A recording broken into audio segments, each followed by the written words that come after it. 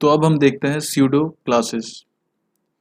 तो ये क्या होता है, किसी भी एलिमेंट के स्पेसिफिक स्टेट के बेसिस पे हम उस एलिमेंट पे स्टाइल अप्लाई कर सकते हैं। जैसे कि मान लो मेरे पास एक बटन है, जब भी मैं उस बटन के ऊपर अपना माउस कर्सर को प्लेस करूँ तो वो एक स्पेसिफिक स्टेट होता है, हॉवर। तो इस स्पेसिफिक स्टेट के बेसिस पे मैं उस बटन को स्टाइल कर सकता हूँ। वैसे ही मान लो अगर मेरे पास लिंक है, तो लिंक के अलग अलग स्टेट्स होते हैं, जैसे कि लिंक है विजिटेड हो सकता है या फिर हॉवर, एक्टिव, कोई भी स्टेट हो सकता है। तो इन सारे स्टेट के बेसिस पे हम उस पे स्टाइल अप्लाई कर सकते हैं। तो इन सभी चीज़ों को प्रैक्टिकली देखते हैं। इन सभी को रिमूव कर देता हूँ।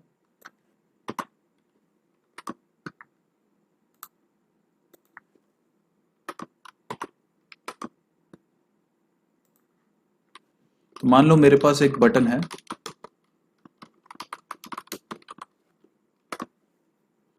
और मैं चाहता हूं कि जब भी मैं अपना माउस कर्सर इस बटन के ऊपर प्लेस करूं तो इसका बैकग्राउंड कलर चेंज हो जाए। तो मैं क्या कर सकता हूं, मैं लिख सकता हूं बटन, और स्यूडो क्लास को रिप्रेजेंट करने के लिए हम यूज करेंगे कॉलन, और उसके बाद जो भी हमारा स्टेट है, तो हमारा स्टेट है हॉवर। तो यहां पर मैं बैकग्राउंड कलर कर दूंगा ब्लू।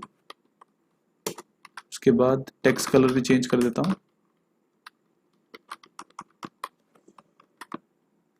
ठीक है, अब अगर मैं अपना कर्सर प्लेस करूं तो चेंजेस रिफ्लेक्ट हो जाएंगे। तो यहाँ पर हमने इसके स्टेट के बेसिस पे CSS अप्लाई किया है। अब नेक्स्ट हम ले लेते हैं लिंक आइटम। मान लो लिंक, दो और ले लेता हूँ।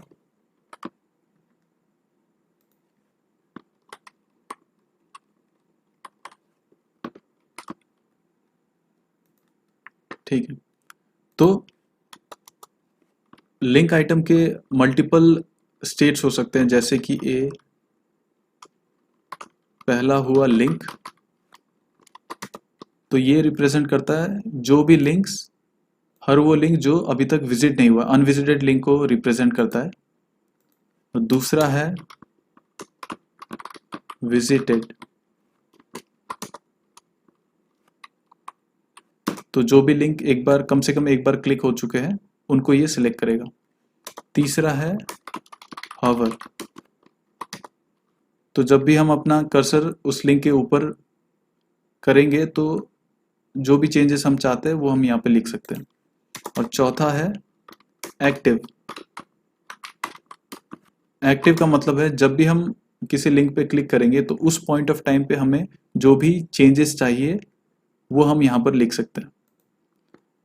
तो बाय डिफॉल्ट अनविजिटेड लिंक के लिए कलर है ब्लू, यहाँ पर हम देख सकते हैं, क्योंकि ये सारे लिंक अभी तक विजिट नहीं हुए। तो मैं अगर चाहूँ अनविजिटेड लिंक का कलर अगर मुझे चेंज करके रेड करना हो तो सेव कर दूँ तो सभी का कलर रेड हो जाएगा, क्योंकि ये तीनों में से एक भी विजिट नहीं हुआ है अभी तक। लेकिन मैं इसे हटा देता हूँ, डिफ़ॉल्ट ही रहने देता हूँ। अब जो लिंक एक बार विजिट हो चुका है उसके लिए हम यहाँ पर लिख सकते हैं। अगर उसका कलर मैं कर दूँ, जो विजिट हो चुका है उसको अगर मैं कर दूँ ऑरेंज, और फिर हॉवर। तो हॉवर का मतलब है जैसे कि अगर मैं इसके ऊपर अपना कर्सर प्लेस करूँ तो मैं चाहता हूँ वो कलर हो ब्लैक। ठीक है, तो अब अगर मैं इस लिंक के ऊपर कर्सर प्लेस करूंगा तो ये ब्लैक हो जाएगा। तो हम देख सकते हैं। तो ये फॉन्ट साइज थोड़ा छोटा है, यहाँ पर अगर मैं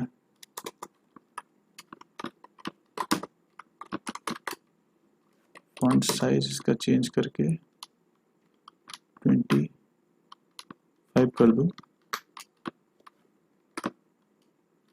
ठीक है। तो अब हम क्लियरली देख सकते हैं इसका कलर चेंज हो रहा है। और एक्टिव जो है, तो एक्टिव को हम, तो जिस पॉइंट पे हम क्लिक करेंगे तो उस पर्टिकुलर पॉइंट पे कौन सा कलर रिफ्लेक्ट होना चाहिए। तो मैं कर देता हूँ, ब्लू ऑलरेडी है तो मैं कर देता हूँ ग्रे कर देता हूँ। तो अगर हम यहाँ पर ध्यान से देखें तो अगर मैं इस पर क्लिक करता हूँ तो जैसे ही क्लिक किया उसका कलर ग्रे हो गया, और जैसे मैं क्लिक छोड़ दूँ,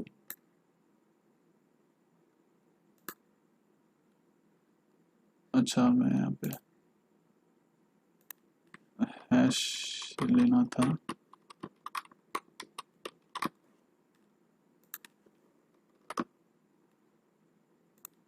ठीक है। तो जैसे ही मैं इसे क्लिक करूँ तो ये ग्रे हो गया, और जैसे मैं छोड़ दूँ तो ये विजिटेड हो गया है, तो इसीलिए इसका कलर ऑरेंज हो गया है, ठीक है। तो हवर पे ये ब्लैक होगा, जब तक ये अनविजिटेड है ये ब्लू बाय डिफॉल्ट, हमने कुछ अप्लाई नहीं किया यहाँ पे। जैसे ही हवर किया ये ब्लैक हो रहा है, जैसे क्लिक करूँ ये ग्रे हो जाएगा, और जैसे मैं छोड़ू क्लिक तो वो ऑरेंज हो जाएगा। तो चारों स्टेट यहाँ पर कवर हो गया। और एक और चीज़ हमें ध्यान रखना है कि अगर हम ये चारों स्टेट अलग से मेंशन कर रहे हैं यहाँ पे, तो ये जो भी ऑर्डर मैंने लिखा है इसी ऑर्डर में हमें चारों को लिखना है, नहीं तो फिर ये सही से काम नहीं करेगा। तो लिंक, विजिटेड, हवर, उसके बाद एक्टिव, तो इसी ऑर्डर में अगर हम लिखेंगे तभी वो काम करेगा।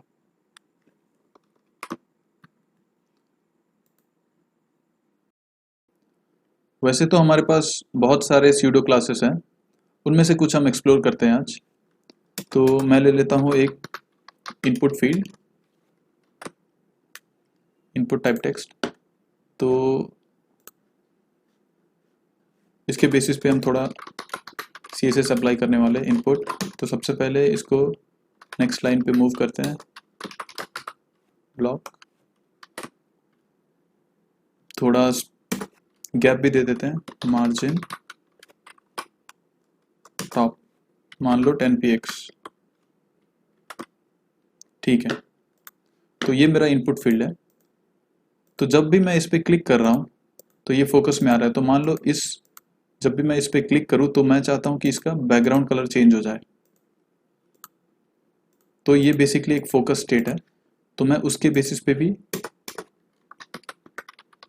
CSS अप्लाई कर सकता हूँ। तो जैसे कि हमने देखा था स्यूडो क्लास के लिए हम यूज़ करेंगे कॉलन, उसके बाद जो भी हमारा स्टेट है, तो स्टेट है फोकस। तो इसमें मैं क्या करूँगा, बैकग्राउंड कलर चेंज कर देता हूँ ब्लू। तो अब अगर मैं इस पर क्लिक करूँ तो बैकग्राउंड चेंज हो जाएगा। अब मैं अगर इस पर टाइप करूँ, ठीक है, इसका टेक्स्ट कलर भी चेंज कर सकता हूँ मैं ताकि वो विजिबल रहे। कलर वाइट कर देता हूँ। तो अब अगर मैं इस पर क्लिक करूँ तो चेंजेस रिफ्लेक्ट हो रहे हैं। तो ये था, ये हमने इसके फोकस स्टेट के बेसिस पे अप्लाई किया है। मान लो हमारे पास और भी फील्ड्स है, इनपुट टाइप फील्ड्स, कुछ और फील्ड है। तो उसमें से एक है डिसेबल्ड स्टेट, यानी कि जो भी फील्ड डिसेबल्ड है तो बाय डिफ़ॉल्ट डिसेबल्ड ऐसे रिप्रेजेंट होता है। लेकिन अगर हम चाहते हैं कि डिसेबल्ड फील्ड को हम क्या करें, डिसेबल्ड फील्ड का बैकग्राउंड हम चेंज करेंगे, हम कर देंगे ब्लैक, तो ऐसे चेंज हो जाएगा। तो जो भी चेंजेस हम चाहते हैं वो हम अप्लाई कर सकते हैं। तो ये थे इनपुट फील्ड्स के कुछ स्टेट, और भी है जैसे कि चेक्ड पे भी हम डाल सकते हैं, और भी बहुत सारे स्यूडो क्लासेस हैं, आप उन्हें एक्सप्लोर कर सकते हो। अब यहाँ पर एक और चीज़ मैं दिखाना चाहूँगा, वो है हमारा नॉट सिलेक्टर। तो नॉट का यूज़ क्या है कि अगर हम कुछ चेंजेस चाहते हैं यहाँ पर, जैसे मैं क्या कर सकता हूँ, नॉट का मतलब अगर कुछ चेंजेस चाहिए और उस एलिमेंट के अलावा सभी पे अगर हमको वो चेंजेस चाहिए तो वो हम यहाँ पर लिख सकते हैं। जैसे कि मान लो मैं क्या करूँगा, नॉट ए कर देता हूँ और यहाँ पर कलर कर दूंगा कलर कर देता हूँ रेड। तो इसका मतलब क्या हुआ, जो भी मेरे ए एलिमेंट्स है उनके अलावा सभी एलिमेंट्स पे ये प्रॉपर्टी अप्लाई करो। नॉट ए मतलब जो भी ए के अलावा, ए को छोड़कर बाकी जितने भी है सभी पे ये प्रॉपर्टी अप्लाई करो। तो जैसे ही मैं इसको सेव करूँ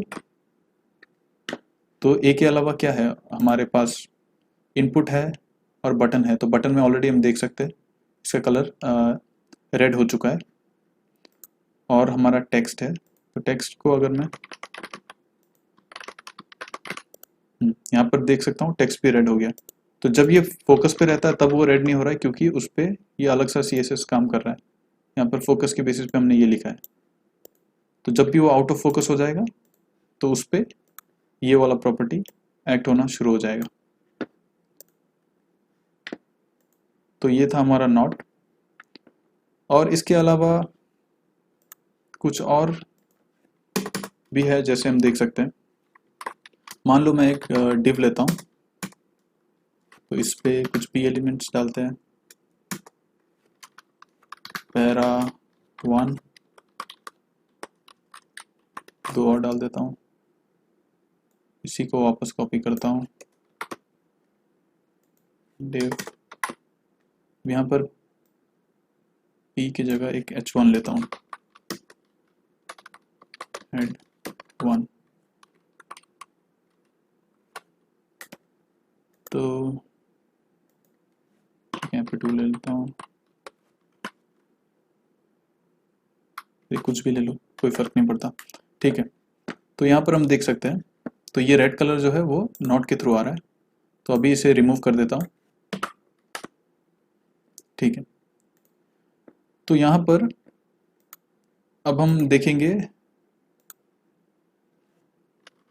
ये वाले प्रॉपर्टीज, जो भी हमारा चाइल्ड, nth चाइल्ड, तो किसी भी चाइल्ड एलिमेंट को हम सेलेक्ट कर सकते हैं इस सेलेक्टर के थ्रू। तो मैं क्या करूँगा, यहाँ पर सबसे पहले nth चाइल्ड यूज़ करते हैं। तो nth चाइल्ड क्या करता है, तो p के आगे हमने nth चाइल्ड लगाया, तो हम उन p एलिमेंट्स को सेलेक्ट करेंगे जो भी उसके पेरेंट का nth चाइल्ड है। nth चाइल्ड पे हम नंबर दे सकते हैं, जैसे कि मान लो मुझे दूसरा चाइल्ड देखना है, तो मुझे दूसरा चाइल्ड सेलेक्ट करना है। तो मैं क्या कर सकता हूँ, जो भी p, हर वो p एलिमेंट जो भी अपने पेरेंट का दूसरा चाइल्ड है उस पर ये प्रॉपर्टीज अप्लाई करो। तो उसका क्या कर सकता हूँ, मैं इसका कलर चेंज कर देता हूँ, ठीक है। तो इसका कलर चेंज करके मैं येलो कर देता हूँ। तो यहाँ पर हम देख सकते हैं 2 आइटम्स पे ये प्रॉपर्टी एक्ट किया है। तो यहाँ पर आके हम देखते हैं वो कौन 2 आइटम्स हैं। तो यहाँ पे इसलिए मुझे चेंज कर, तो इधर 3 कर देता हूँ, ठीक है। तो para2 ये जो एलिमेंट था इस एलिमेंट पे और इस एलिमेंट पे, तो ये 2 एलिमेंट पे वो प्रॉपर्टी अप्लाई हुआ है। क्यों? क्योंकि ये 2 p एलिमेंट्स जो है वो अपने पेरेंट के दूसरे चाइल्ड है, ठीक है। यहाँ पर ये वाला p दूसरा चाइल्ड है और ये भी दूसरा चाइल्ड है, इसीलिए इन दोनों पे वो प्रॉपर्टीज अप्लाई हो गए, nth चाइल्ड। अब nth चाइल्ड के अलावा हमारे पास एक और है, जो कि है nth चाइल्ड को मैं हटा देता हूँ, nth ऑफ टाइप। यहाँ पर 2 करता हूँ और g नहीं ऑफ होगा, ठीक है। तो nth ऑफ टाइप 2। तो अब अगर मैं इसको सेव करूँ तो यहाँ पर हम देख सकते हैं इस बार दोनों para2 सिलेक्ट नहीं हुए। इस बार यहाँ पर para2 हुआ और यहाँ पर para3 हुआ है। ये क्यों हुआ? para3 हो गया और यहाँ पर para2 हुआ, क्योंकि हमने यहाँ पर सिलेक्टर यूज किया nth ऑफ टाइप, मतलब हर वो p एलिमेंट को सिलेक्ट करो। हर यहाँ पे टाइप 2 डाला है तो हर वो सेकंड p एलिमेंट को सिलेक्ट करो जो भी अपने पेरेंट का सेकंड p चाइल्ड है, सेकंड चाइल्ड नहीं, सेकंड p टाइप का चाइल्ड है। तो यहाँ पर अगर हम देखें, ये para2 जो सिलेक्ट हुआ है वो अपने div का सेकंड p टाइप का चाइल्ड है, लेकिन यहाँ का जो p है para2 ये फर्स्ट चाइल्ड है। वैसे तो ये सेकंड चाइल्ड है, लेकिन p टाइप का फर्स्ट चाइल्ड है, इसीलिए ये सेलेक्ट नहीं हुआ। इसलिए ये para3 सेलेक्ट हुआ है, क्योंकि ये पी टाइप का सेकंड चाइल्ड है। तो ये था nth ऑफ टाइप। तो वैसे ही लास्ट ऑफ टाइप है, ओनली टाइप है, बहुत सारे और प्रॉपर्टीज हैं। जैसे अगर मैं यूज़ करूँ, ये येलो चेंज कर देता हूँ, मैं ऑरेंज ही कर देता हूँ, ठीक है। तो और भी हमारे पास है, जैसे कि अगर मैं करूँ पी फर्स्ट चाइल्ड, तो पी फर्स्ट चाइल्ड क्या करेगा, हर वो पी को सिलेक्ट करेगा जो भी अपना पेरेंट का फर्स्ट चाइल्ड है। तो इस पे कलर मैं डाल देता हूँ, बैकग्राउंड ही चेंज कर देता हूँ डिफरेंस के लिए, बैकग्राउंड कलर मैं कर देता हूँ एक्वा कर देता हूँ, ठीक है। तो पी फर्स्ट चाइल्ड, यहाँ पे अगर हम देखें तो बस एक ही पी एलिमेंट है जो अपना पेरेंट का फर्स्ट चाइल्ड है, इसीलिए बस वो सिलेक्ट हुआ है। कि ये तो पी एलिमेंट नहीं है, ये H1 है, तो इसीलिए ये सिलेक्ट नहीं हुआ है। ये फर्स्ट चाइल्ड था, वैसे ही लास्ट चाइल्ड भी हम सिलेक्ट कर सकते हैं, लास्ट। तो यहाँ पर हर वो पी एलिमेंट जो कि अपना पेरेंट का लास्ट चाइल्ड है, तो यहाँ पर दोनों लास्ट चाइल्ड पी ही है, इसीलिए दोनों सेलेक्ट हो गए।